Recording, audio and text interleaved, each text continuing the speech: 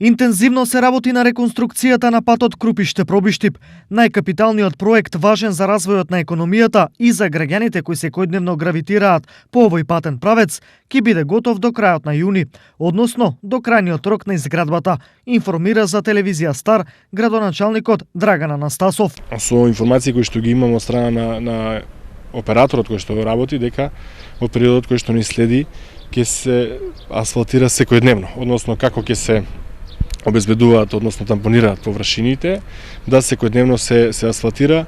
Целта е до 25 јуни да Пробиштип биде вклучен на експресниот пат, каде што е и рокот за завршување на самиот експресен пат до клучката, односно до Ванче Прке. Големиот застој е веќе надминат, особено во делот на стабилизирање на земјиштето, каде што беа и најголемите оштетувања. Таа детална реконструкција, да кажам, од длабоките ископи од метар и пол, дури и 2, кои што не беа првично во анализата или во проектот, дренажните системи кои што ќе го заштитуваат патот, особено во зимските периоди, години кои што ќе доаѓаат. Се работи на последната делница кај Бучиште да се тампонира, да се направат мерењата.